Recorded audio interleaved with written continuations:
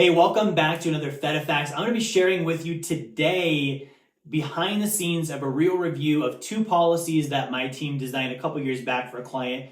And this is someone that over the years, has used the policy. They want to see, okay, do the loan rates make sense? What's the growth look like? What are the projections look like? So it's a bit of a rehash, a review on the design, how it all works. But I thought this was a very transparent behind the scenes video to give you guys. We will be blacking out names, all of that kind of stuff just to protect privacy, but the numbers is what I want you to see, the actual flow of this. So stay tuned, check this out. All right, so I want to share my screen here and just go over, there's two different policies we're going to look at. So the first one here, this is the Guardian policy. Looks like $12,000 a year going in, $1,000 a month. And this is the smaller of the two.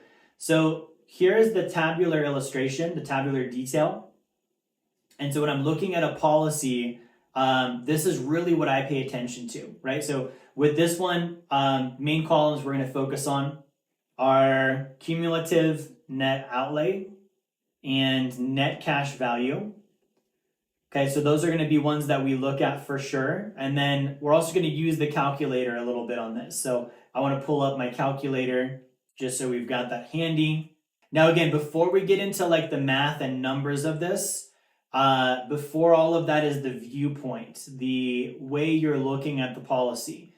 This is not a replacement for a savings account. This is not an investment. You can't look at it the same. So I put in X and over so many years, it turns into blah. That's not how we look at this. This is actually running a banking business. So you want to think of it like a business. Just like with any business, you've got to fund it, you've got to put money into it. So here we've got year one, right? We started with 17,000, right? And year one, we've got available in cash value 14,472, right? So that's just one of the first things I like to look at. Not that it's the most important, but what's the liquidity of the policy? So we take 14,472 and we're going to divide that by 17,000. Okay, so we have 85% liquidity in the first year, right? So that's good. That's a great design. So that is just speaking to like how much money did I put into the policy? How much can I borrow out the first year? If you're paying off debt, that's really good. Now, here's the thing I'm looking at. With any business, I've got to obviously fund the business. If I put money into the business to grow it, that's something that I have to think about. Again, we want to run this through the banking quadrant. Kind of as our thought process tool. The banking quadrant goes like this. We've got 4 quadrants. We've got the depositor. We've got the banker. We've got the borrower. And we've got the shareholder. Okay? A depositor puts money into the bank. So you're still the depositor. You're putting money into your banking system. You put in 17,000, that's your deposit. A banker's job is to borrow against the deposits at a rate higher than the interest is to borrow. Okay. Now, the wrong way to think of a policy, and this is how I used to think of them back when I was learning this. I didn't have a lot of training when I set up my first policy many years back. So I was like, okay, so I borrow and the dividend earns more than the interest rate, and that must be how it works. No. That's not how it works. Next, I don't want to interrupt you too long. I just want to give you a free offer for my book, The Blueprint to Financial Freedom. If you go to jerryfetta.com/B2F promo, you can get the book now. I'm going to let you get back to the video. So on your policy document, this says that your loan rate is 4.76%, right? That's what it costs you to borrow as the banker. You're not the depositor, well, you're the banker. The depositor is earning guaranteed interest. So you earn interest on your cash value as a depositor, right? What's your job? Deposit money. What do you get in exchange? You get probably the safest place to store your money, and you get guaranteed interest protection from loss. Now, as a shareholder, you earn dividends, right? So there's the dividend rate that gets declared. That's the profit of the actual insurance company that they're sharing back with you as a shareholder. As a shareholder, what's your job? Your job is to expand your business, opening new locations, paying attention to how the company's being run, all this kind of stuff, right? That's the exchange. So what do? You open more locations, you manage your business, you pay attention to the management of your business, and the exchange back as you get dividends. Okay, that's the shareholder. As a banker, what are you doing? You're borrowing against your deposits and you are earning more than it costs you to borrow. Okay, so when you borrow, there's a couple of things. There's what's called your gross interest rate. So if I borrow 100 grand at 4.76%, right, I'm going to pay $4,760 if I never pay that loan back, right? Now, if I'm borrowing, as the banker, I'm borrowing against the deposit, and I make sure that that loan is being repaid every month, it reduces my principal. So on 100,000, my net effective interest rate probably is not 4.76%. Okay, now if you look at like a line of credit calculator, okay, good. So we have a loan of 17. Let's look at the net cash value amount that we're going to borrow. So we have net cash value on this policy. The first year we borrow 14,472, right? So if we go 14,472, interest rate is 4.76%, and we're paying ourselves back, let's say $400 a month, just to have a number. And we're going to do that over, let's say, 10 years. All right, so our net effective interest rate, we actually end up paying this loan back within 40 months. So we don't even need 10 years. So let's move this. We're going to say drop period 4 years. Okay, so let's say we pay this back over 3.5 years, right? So we pay the loan back $400 a month, 3.5 years. The net effective interest rate on that is 2.26%. Why? Because every month we're paying down the principal. Okay, so my actual true out-of-pocket annual cost of borrowing on this loan of pulling out on your policy, this is just looking at year one, right? But this kind of gives you an idea. And I'm just using a line of credit calculator. You can go to dinkytown.com, funny name, but they've got great line of credit calculators. And you can look at this. I pull out 14,472 on a line of credit, simple interest, 4.76%, and I'm paying myself back however much per month. And then you can look at what's my actual net effective interest rate. And so this one is around 2.something%, right? So as a banker, what's my real cost? About 2.26. So I need to make sure that I pay myself back at a higher rate. Now, back to this banking quadrant.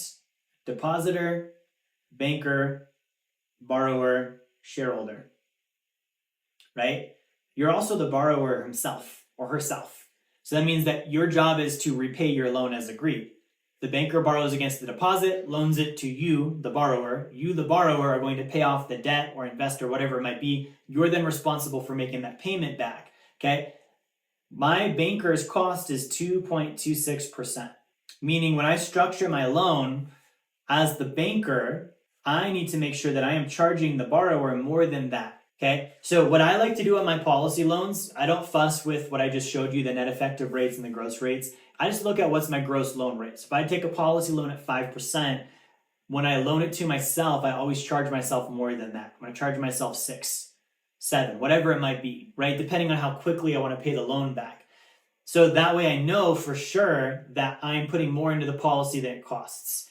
Now, if I pay off debt and I'm paying more on the debt than 2.26% as the borrower, there's a win there. I'm making positive spread. If I'm financing a car, if I'm making an investment, all those things factor in, right? So that's the first like conceptual thing I wanted to go over here. Now, what are the other things I look at? The other things I look at are the measurement of return, okay? And so there's a period here where you're going to see the net cash value increase year over year exceeds your net outlay. Right? And so yours looks like it might have actually happened from year 1 to year 2. And I'll show you how to calculate this. So again, let me pull up the calculator. All right, so we have, this is a simple calculation. Cash value available, 26,150. The prior year was 14,472. So it's an increase of 11,678. You put in 12. So it didn't quite happen in that year. So let's look at the next set of years. From 2 to 3. So we have 38,183 available, minus 26,150. Good, so year 2 to 3, I have an increase of $12,033, but I only put in 12. right? So again, I'm thinking of this like a business, not like an investment. In a business, I have to capitalize and fund my business. And there's a period of time where I'm going to put money into my business and have nothing come back out because it's all going to just getting the business started. The benefit of the banking business is your first year, you have access to 14,472. Unlike most businesses, you put money in and it's just gone. It went to marketing, rent, staff, payroll, whatever it might be. Okay. Now, the second thing as a business owner, the milestone I'm going to have is going to be my annual profits exceed what I'm putting in, making more for me than it costs me, right? That business now is making more for me than it costs me. So in your case, in year 3, you've grown by 12,033. You've only put in 12,000 that year, right? So we divide 12,033 by the 12,000 you put in. For every dollar you put in, you're pulling out $1.02, right? Not a huge thing yet, but it's there. That's called the efficiency point. At that point, because from this year onward, every single year, you will put in $1 and pull out more than $1. And I call this the magic ATM machine. Like if you think about it, if you had an ATM machine down the road from your house and you could put in $1 and instantaneously pull out more than you put in, how many dollars would you want to put into it? A lot of dollars, right? So here's what I look at. Now, if we fast forward a little bit further, let's just say from year 4 to year 5, for example, just to show how this looks as the policy continues to mature. So year 5, we've got 63,913 available. Prior year, we've got 50,745. So the policy value increases by 13,168, right? Now, if we divide that again by the 12,000 that you've put in, so divide by 12,000, for every dollar you're putting in, you're pulling out basically $1.10. Right? And that's even if the full 50 has been borrowed already. Right? Why? Because the policy keeps growing even while you're using it. So you could borrow the 50, go do real estate with it or whatever, and you're still going to put in $1 and pull out $1.10 the next year. Okay? As you go down further, you'll see on your net after-tax outlay column, again, this is just the original illustration. So this column here, net after-tax outlay, you'll see here that year 10, your premium is scheduled to drop. Your contribution goes from 12,000 down to 4530. And so we could look at from year 10 to year 11, right? From here to here and just see what's the increase there, right? And this is where it really starts to get interesting. Why? Because you've funded the policy and it's become very efficient. So we've got 143,386 available. We subtract out 133,205. Let me type that in again. 143,386 minus 133,205. So you have an increase of 10,181, right? Now we divide this by, again, you put in 4530. Okay. So for every dollar you've put in, you're pulling out $2.25 that year. Like the ATM, you put in $1 and then bing, your account pops up with $2.25. Even if you had that 133 borrowed out.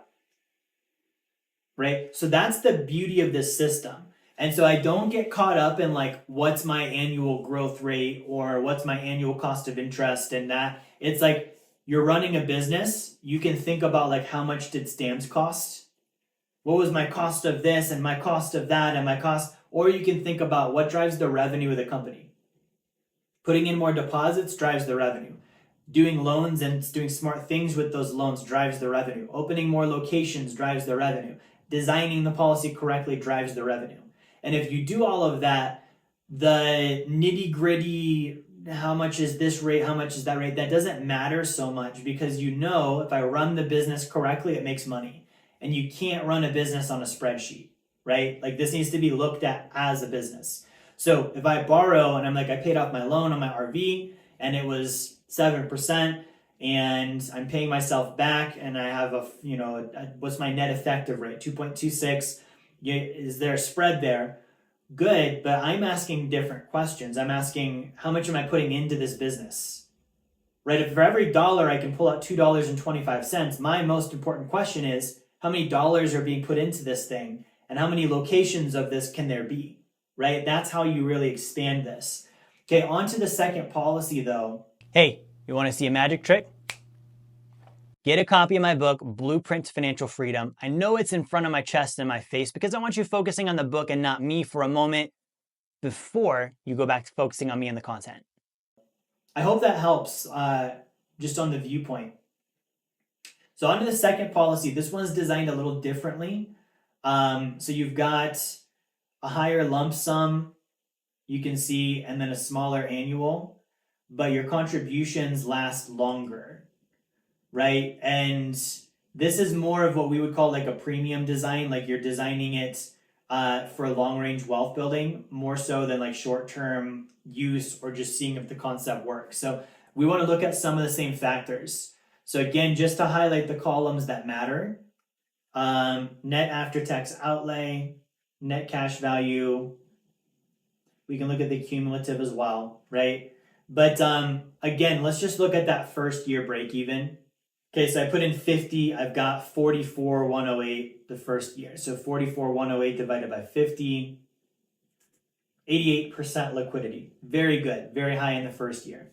Now, if you look at, we look for our efficiency point. We're putting in 6,000 a year. So we want to find at what point does the annual increase exceed 6,000? I think yours happens actually in year 1 to 2. So we've got 51,519 available. And then we go minus 44,108. So we've got an increase of 7,411 and we only put in 6,000. So we divide by 6,000. For every dollar you're putting in year 1, you're getting $1.23, 24 cents out, right? So you can see that break even on your contribution happens a lot sooner, that magic ATM concept. And more than likely because you've put in such a higher lump sum on this one compared to the other, right? So you have more going for you in terms of growth. You can also look at like what's your overall break even, cumulative net outlay versus net cash value. At what point is your cash value higher than what you put in? For you, it's year 5. You've got 74,434 that you can borrow, and you've only put in collectively 74,000. So again, as a business owner, what am I looking at? I've got to fund the business. I've also then got the period of time where my profit annually will be greater than what I've got to contribute to grow the business. Then there becomes the point where I've pulled out more than I ever put in, and it just pays me everything's gravy after that, right? That's what's happening in year 5 on this one. Now, if we scroll this one down a little further, we can see some similar points here. So let's just look at, again, like we did on the last one, year 4 to year 5, just to keep it consistent on measuring the returns and performance. So in year 5, we have 74,434 available. Prior year was 66,479. Right, so we've got 79.55. We've put in 6,000, so we divide this by 6,000. For every dollar we put in, we're pulling out $1.33. On this one, your cumulative outlay doesn't drop at year 10. This is not a short-term design. This is a long-term design, which I kind of like better for long-term. So if we go back to like the 10, 11-year marker, we see here, year 11, you've got cash value of 132. 638 minus the 121 757. So annual increase is 10,881 off of 6,000. We've got $1.81 for every dollar you're putting in. You're pulling out $1.81. Now, again, back to like the demonstration of if you had an ATM machine where you put in $1 and pulled out $1.81 instantaneously, how many dollars would you want to put into it? You wouldn't really want to drop that down. Right, and so on your first one, it's designed as a light account. It's more short-term focused. The funding stops earlier to create higher liquidity on a smaller amount. This one, because you put in a big amount to start with, the funding goes all the way through. So you can keep putting dollars into it in that efficiency season. And it only gets better and better each year. So if we go down even further, let's say to the 20th year, right, this is where it starts really getting interesting. Let's say from year 20 to 21. So you've got in year 21, you've got 276, 970. right? Prior year, you had 258,985. Okay, so cash value increase is 17,985. You put in 6,000, right? So for every dollar you're putting in, you're pulling out almost 3. On the last one, because your contributions halt shorter, you don't have it growing and growing and growing like you would see here. Here, every year gets better, you do contributions. If we go even further down, let's look at like your final year of contribution, because yours does stop at 33. All right, so net cash value in this final year of contribution, we've got 568,493. Prior year to that, we had 537,882. 30,611 is the increase, and we only put in $6,000. For every $1 you're putting in, you're pulling out $5.10. That's crazy, right? So that's why I like to look at them this way. The final thing I want to go over here is let's look at a year where you got enough to borrow just on this policy for real estate investing, right? So that would be 150 is available this year here, 156,003. So let's do some math on that. We pull out 156,003. Okay, so 156,003, and we invest that in real estate and we earn 12%. Okay, I'm just going to write the numbers in the side ledger here. Right, that year your real estate returns produce for you 18,720.36.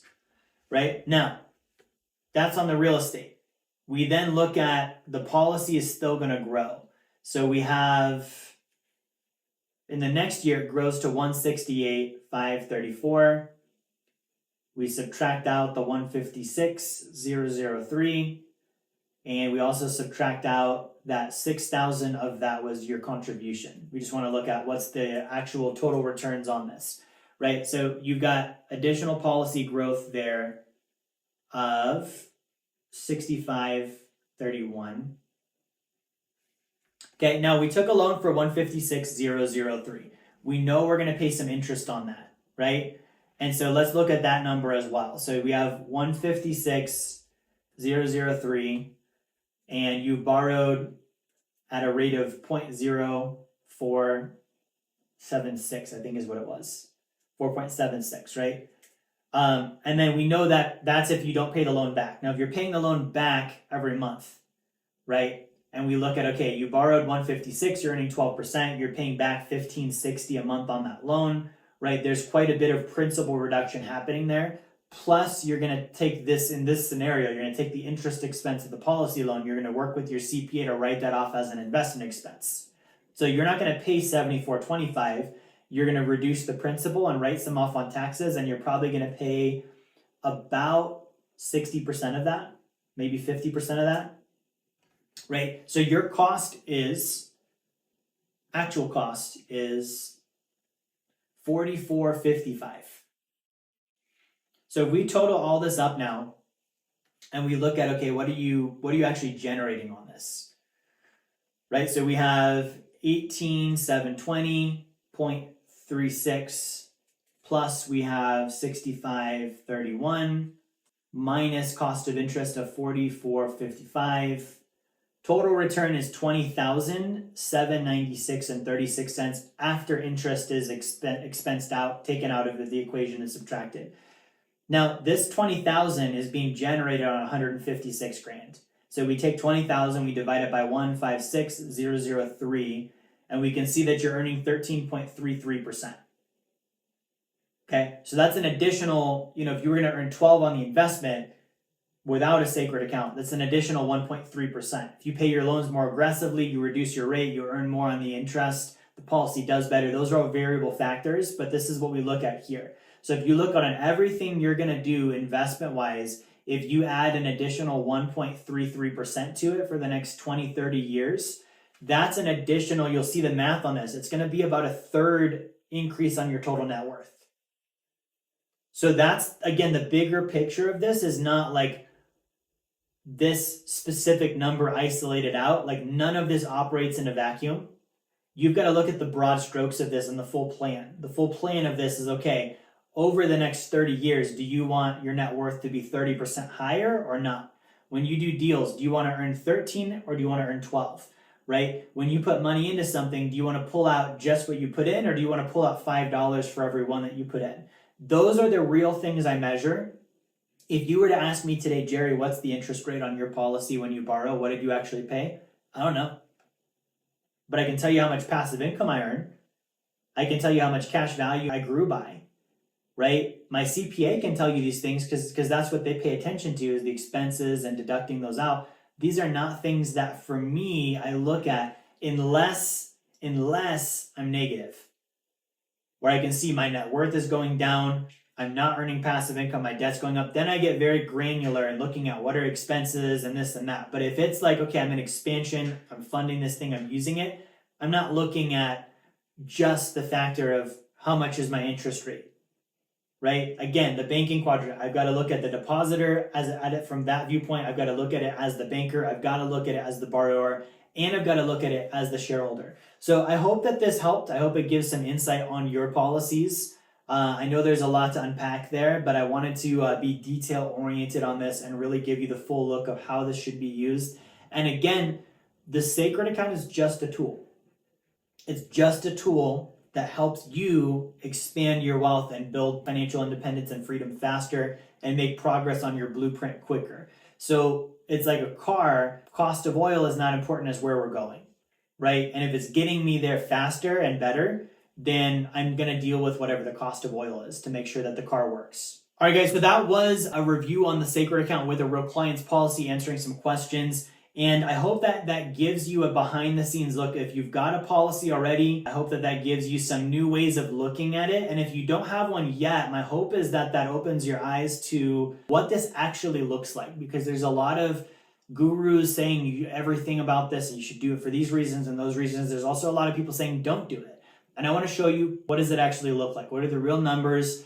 What does it look like behind the scenes, under the hood, for someone actually using one of these? Thanks for watching this week's Fetta Facts. Like, share, subscribe. I'll see you next time.